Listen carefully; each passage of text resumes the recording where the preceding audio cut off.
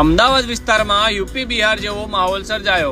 અમદાવાદમાં પોલીસનો કાફલો ખડકાયો, પણ હવે અમદાવાદમાં બટાલિયન આર્મી ઉતારી પડશે તેવો વારો। આપ જોઈ રહ્યા છો સેન્ટ્રલ ભારત ન્યૂઝ। અમદાવાદમાં તલવાર, છરા અને દારૂની બોટલો વડે ખુલ્લે આમ હુમલાઓ થઈ રહ્યા છે। યુવાઓ ગેંગ બનાવીને રસ્તાઓ પર આતંક મચાવી રહ્યા છે। નિર્દોષ લોકો પર હુમલો કરી મોતને ઘાટ ઉતારી રહ્યા છે।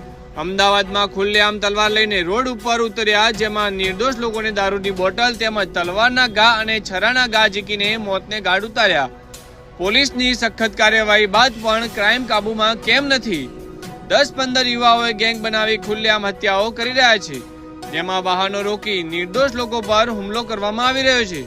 અમદાવાદમાં છેલ્લા 6 મહિનાથી ક્રાઇમની ઘટનાઓમાં અસંખ્ય વધારો થયો છે, જેમાં યુપી જેવી ભૂંડી હાલતમાં અમદાવાદમાં જોવા મળી રહી છે।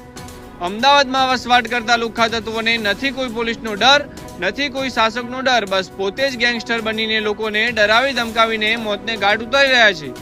અમદાવાદમાં રહેતા આજુબાજુ વિસ્તારના લોકો બિલ્ડિંગોમાં ચીસો પાડતા રહ્યા અને આ ગેંગસ્ટરોની ટીમ આવી લોકોને ઘાટ ઉતારી આતંક મચાવતા રહ્યા।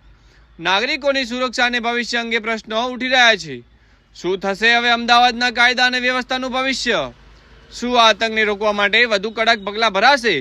શહેરીજનોને ક્યારે મળશે આ લુખ્ખા તત્વોથી મુક્તિ? તમે શું માનો છો? પોલીસ અને શાસન દ્વારા કઈ રીતે આ પરિસ્થિતિને કાબૂમાં રાખી શકાય? તમારા અભિપ્રાયો અવશ્ય જણાવો। જોતા રહો સમાચાર bureau report, central Bharat news, Ahmedabad.